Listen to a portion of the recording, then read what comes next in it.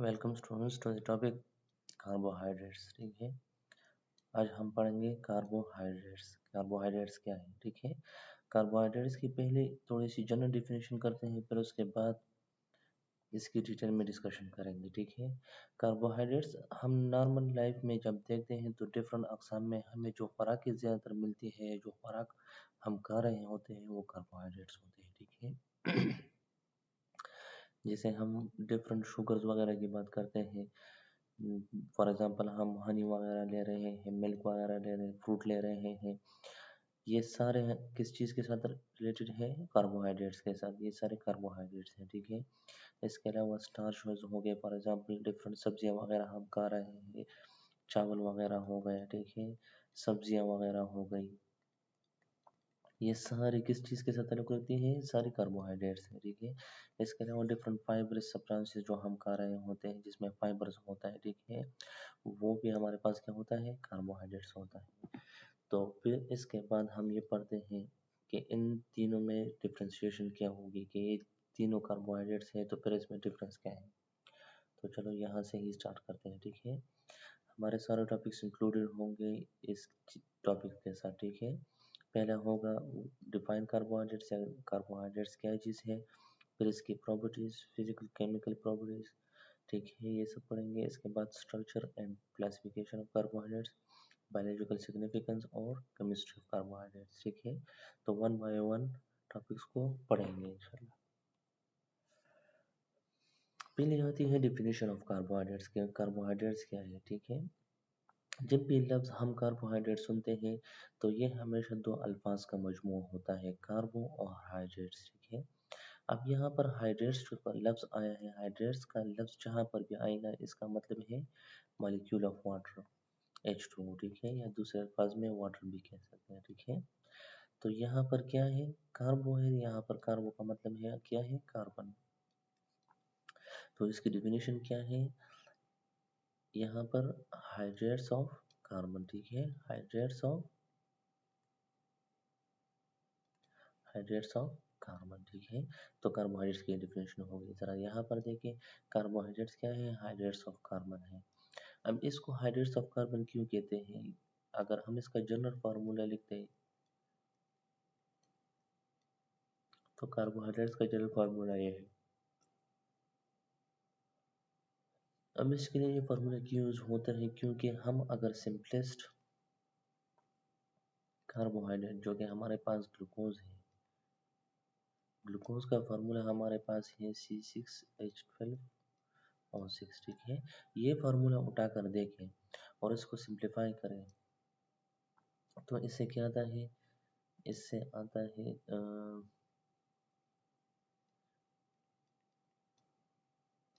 इससे आता है, तो हम इसको अगर और सिंप्लीफाई करें तो CH2O इस तरह आएगा। ठीक है, तो ये हाइड्रेट्स ऑफ कार्बन। अब यहाँ पर क्या है? H2O मॉलिक्यूल को हाइड्रेट का लफ्ज़ दिया हुआ है, यहाँ जहाँ H2O मॉलिक्यूल्स होंगे इसको हाइड्रेट्स भी यूज होते हैं वहाँ पर। ठीक है, तो कार्बोहाइड्रेट्स क्या है? हाइड्रेट्स ऑफ कार्बन है। ठीक है, हाइड्रेट्स ऑफ कार्बन क्यों कहा है? क्योंकि हम ग्लूकोज का सिंपलेस्ट फार्मूला उठाकर देखते हैं तो उससे ये मूल्य मिलता है। दूसरी डेफिनेशन जरा देख ले, carbohydrates are composed of carbon. किस चीज में से किस चीज में होती है? कार्बन होती है, हाइड्रोजन होती है और ऑक्सीजन होती है। और इसमें रेशो क्या है, यानी तनासब क्या होता है? इसमें तनासब वही होता है जिस तरह ये यानी हाइड्रोजन और ऑक्सीजन की तनासब वही होता है जिस तरह पानी में मौजूद होता है, यानी H2O। एवरी कार्बन के लिए एक H2O मॉलिक्यूल होगा, दो कार्बन के लिए यहाँ पर फॉर एग्जांपल इसके साथ फिर क्या होगा? दो होगा H2O मॉलिक्यूल्स। तो इसी तरह इसकी कैलकुलेशन इसके मुताबिक होती है, यहाँ पर तीन होते हैं तो यहाँ पर भी तीन हो जाएंगे, उसके मुताबिक चेंज होते रहेंगे। ठीक है, तीसरी डिफिनेशन है कार्बोहाइड्रेट्स आर पॉली हाइड्रोक्सी एल्डिल। अब ये केमिकल डिफिनेशन है। ठीक है, ये इसकी केमिस्ट्री है कि हमारे पास कार्बोहाइड्रेट्स क्या होते हैं। ठीक है, तो कार्बोहाइड्रेट्स दो अल्फाज का मजमू होता है, पॉलीहाइड्रोक्सी एल्डिहाइड्स और कीटोन्स और complex substances that on hydrolysis. Hydrolysis का मतलब क्या है? टूट जाना, breaking, breaking a bond with help of H2 molecule. इसमें H2 मॉलिक्यूल को ऐड करते हैं, उस बॉन्ड को तोड़ देते हैं, ठीक है। जिससे हमें क्या हासिल होती है, पॉली। पॉली का मतलब क्या है यहाँ पर, मैंने हाइड्रोक्सी एल्डिहाइड, या तो उससे हाइड्रोक्सी एल्डिहाइड हमें मिलेंगे या कीटोन सब यूनिट्स मिलेंगे, ठीक है। इसकी हम डिटेल में डिस्कशन करेंगे, ठीक है। लेकिन यहाँ पर सिर्फ ये अल्फाज समझो कि यहाँ पर जो एल्डिहाइड दिया हुआ है, 3 अल्फाज दिए हुए हैं, कार्बोहाइड्रेट्स और पॉलीहाइड्रोक्सी। पॉली का मतलब क्या है, मैंने। हाइड्रोक्सी का मतलब क्या है, OH ग्रुप्स, ठीक है, हाइड्रोक्सिल जिसे कहते हैं। एल्डिहाइड का मतलब क्या है, एल्डिहाइड बेसिकली कार्बोनिल कार्बन के साथ एक तरफ हाइड्रोजन हो, ये कार्बोनिल कार्बन होता है। C डबल बॉन्ड O को हम क्या कहते हैं, कार्बोनिल कार्बन, सॉरी, ठीक है। और कार्बोनिल कार्बन के एक तरफ इसके साथ हाइड्रोजन हो और दूसरी तरफ इसके कार्बन हो या R ग्रुप हो, तो इस चीज को हम क्या कहते हैं, एल्डिहाइड्स कहते हैं। और ये फंक्शनल ग्रुप, इसको बेसिकली फंक्शनल ग्रुप भी कहते हैं, ठीक है।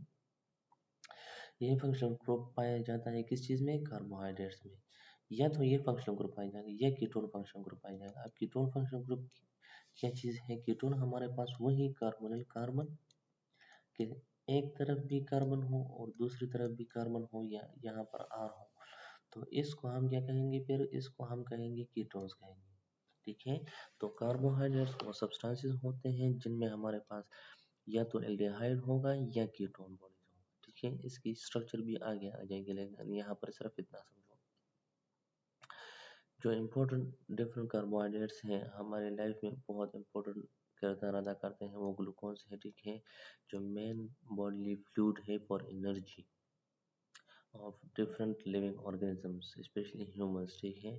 इस तरह की लैक्टोज भी है, मल्टोज भी है, फ्रक्टोज, सक्रोज। सक्रोज जो हम आम चीनी यूज़ करते हैं, टेबल शुगर भी कहते हैं, ठीक, टेबल शुगर। इसी तरह लैक्टोज, स्टार्च। लैक्टोज हमारे पास पाया जाता है, मिल्क, इसको मिल्क शुगर भी कहते हैं, ठीक है, ये मिल्क में पाया जाता है। इसी तरह स्टार्च, स्टार्च हमारे पास जितने भी स्टोर्ड फूड ऑफ प्लांट इसे कहते हैं, ठीक है, स्टोर्ड फूड ऑफ प्लांट। जितनी भी सब्जियां वगैरह हम खा रहे होते हैं, डिफरेंट फ्रूट्स रहे होते हैं, तो उसका ज़्यादा हिस्सा क्या होता है, स्टार्च होता है। इसी तरह सेलुलोज और चिटिन हमारे पास क्या किरदार अदा करता है, ये सपोर्ट का काम करता है, ठीक है। चिटिन हमारे पास जो आर्थ्रोपोड्स का जो सख्त आउटर बॉडी होती है वो चिटिन होती है, और सेलुलोज हमारे पास प्लांट्स का जो स्ट्रक्चर होता है उससे बना हुआ होता है, सेलुलोज से, ठीक है।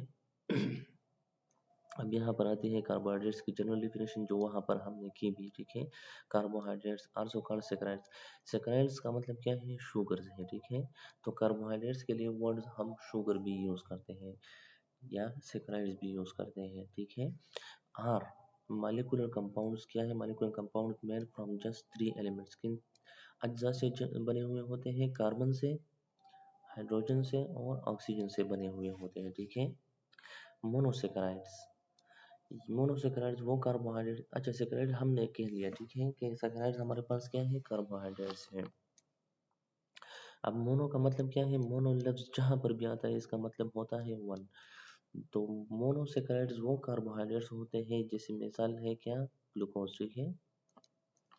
ग्लूकोज वो हमारे पास वो कार्बोहाइड्रेट है जो कि सिंपलेस्ट यानी मोनोसेकेराइड है, जिसमें क्या है, एक शुगर यूनिट है, क्या है, वन शुगर यूनिट इसमें होता है, ठीक है।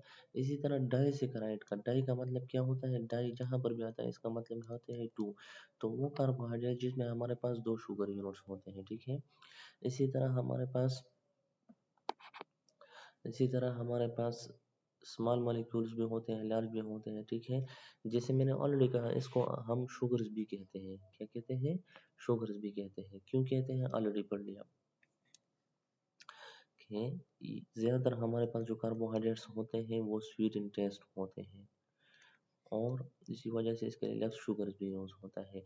बेसिकली ये शुगर जो लफ्ज़ है, जो सेक्रोज है, ये सेकराइड का लफ्ज़ लिया हुआ है, ये असल में ग्रीक वर्ड से लिया हुआ है, जिसका मतलब होता है पेबल्स, ठीक है।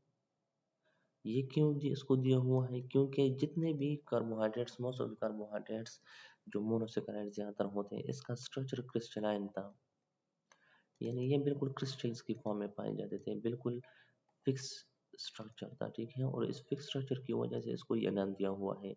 यानी फॉर एग्जांपल ज़्यादातर जो हम चीनी वगैरह देखते हैं या और डिफरेंट कार्बोहाइड्रेट देखते हैं, उनका बिल्कुल क्रिस्टलाइन, बेसिकली आम लाइफ में या नेकेड आई से देखें तो क्रिस्टल के फॉर्म में नजर आता है, हालांकि हम मोनोसेकेराइड्स को ज़्यादा देखते हैं तो वो बिल्कुल प्योर क्रिस्टल्स के फॉर्म में होते हैं, तो इस वजह से।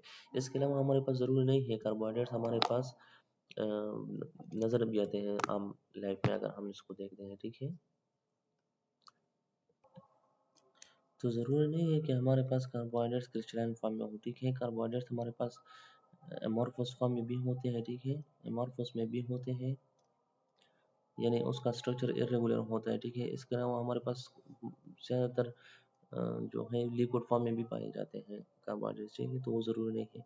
अच्छा, कार्बोहाइड्रेट्स हमारे पास क्या है, source of energy for the body है, ठीक है। जैसे ग्लूकोज को डिस्कस कर दिया कि ग्लूकोज को हमारी बॉडी ज़्यादातर यूज़ करती है as a energy source, store of energy ज़्यादा। हाँ, ये बात भी याद रखें कि प्लांट्स अपनी फूड को या एनर्जी को स्टोर करते हैं in the form of starch, जो कि एक क्या है, कार्बोहाइड्रेट है, और वही स्टार्च फिर हम खाते हैं और उससे फिर क्या हासिल करते हैं, उससे हम हासिल करते हैं ग्लूकोज, और वही glucose as a energy source काम करती है हमारे बॉडी के लिए, ठीक है। बिल्डिंग ब्लॉक फॉर पॉलीसेकेराइड्स, ठीक है। कार्बोहाइड्रेट को जितने भी पॉलीसेकेराइड्स हैं वो किस चीज़ से बनते हैं, वही हमारे पास कार्बोहाइड्रेट्स, डिफरेंट कार्बोहाइड्रेट से बनते हैं। जैसे सेलुलोज हो गया, पर सेलुलोज क्या किरदार अदा करता है, स्ट्रक्चर कंपोनेंट है या स्ट्रक्चर किरदार अदा करता है, सपोर्ट, स्ट्रक्चर सपोर्ट देता है प्लांट्स, ठीक है। And glycogen in human body जो कि पाया जाता है as a energy storage molecule, ठीक है। कंपोनेंट ऑफ अदर मॉलिक्यूल्स, अच्छा, डीएनए आरएनए में हमारे पास जो डीऑक्सीराइबोज होता है और राइबोज होता है, ये दोनों क्या होते हैं, कार्बोहाइड्रेट्स होते हैं। 5 कार्बन कार्बोहाइड्रेट्स होते हैं।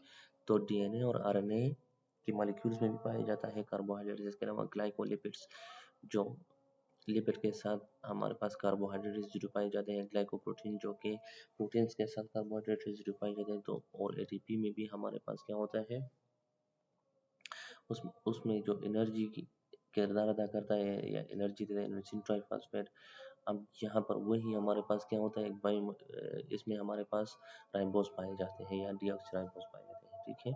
अच्छा, मोनोसेकेराइड्स, कार्बोहाइड्रेट्स को हम जब भी डिस्कस करते हैं तो इसको हम 3 हिस्सों में तकसीम करते हैं या 3 टाइप से तकसीम करते हैं, बेस्ड ऑन दी यूनिट्स, के उसमें कितने कार्बोहाइड्रेट्स यूनिट्स हैं, ठीक है। जब हमारे पास एक ही यूनिट हो कार्बोहाइड्रेट का, उसको हम और आखिरी हद तक या उसको और तकसीम नहीं कर सकते या उसकी और हाइड्रोलिसिस नहीं हो सकती, तो उसको हम कहते हैं मोनोसेकेराइड्स, ठीक है। मोनोसेकेराइड्स क्या होते हैं, मोनोसेकेराइड एज द सिंपलेस्ट होते हैं कार्बोहाइड्रेट्स, ठीक है। और इसको अक्सर हम शुगर्स कहते हैं, ठीक है। हम ज़्यादातर उन कार्बोहाइड्रेट्स को शुगर कहते हैं जो स्वीट इन टेस्ट हो। तो हमारे पास मोनोसेकेराइड भी स्वीट इन टेस्ट होते हैं, ये बात याद रखिए कि मोनोसेकेराइड भी स्वीट इन टेस्ट होते हैं, डाइसेकेराइड भी ज़्यादातर स्वीट इन टेस्ट होते हैं, और कुछ ओलिगोसेकेराइड भी स्वीट इन टेस्ट होते हैं, लेकिन पॉलीसेकेराइड्स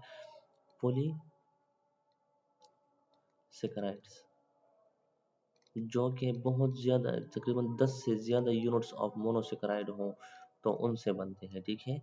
और यह ज़्यादातर, इसको हम नॉन शुगर्स भी कहते हैं, और ये स्वीट इन टेस्ट नहीं होते, ठीक है, स्वीट नहीं होते। कौन से, पॉलीसेकेराइड्स, ठीक है। हालांकि मोनोसेकेराइड स्वीट इन टेस्ट होते हैं। अगर हम आम लाइफ की मिसाल दे दें तो डिफरेंट जो फ्रक्टोज है हमारे पास, इसके अलावा डिफरेंट और हमारे पास है हमारे पास ग्लेक्टोज है, ग्लूकोज है, एक्सेट्रा, ठीक है। फ्रक्टोज हमारे पास स्वीट इंटेंस होता है जो कि पाया जाता है हनी में, ठीक है, जो कि क्या है, मोनोसेकेराइड है।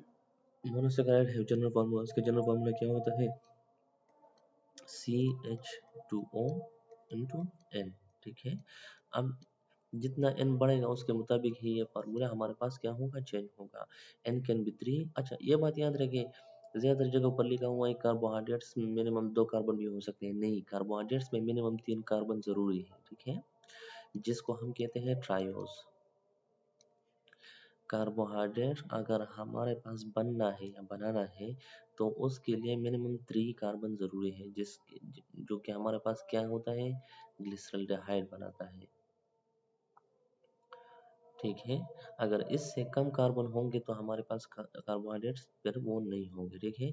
They can be classified according to the number of carbon atoms in a molecule, ठीक है, कि उस कार्बन में हमारे पास कितने, सॉरी, इस मॉलिक्यूल में कितने कार्बन हैं तो उसके मुताबिक वो डिवाइड या क्लासिफाई हो सकते हैं, ठीक है। इसके बाद आते हैं हमारे पास next topic, carbo properties of carbohydrate, ठीक है। तो ये नेक्स्ट टॉपिक इंशाल्लाह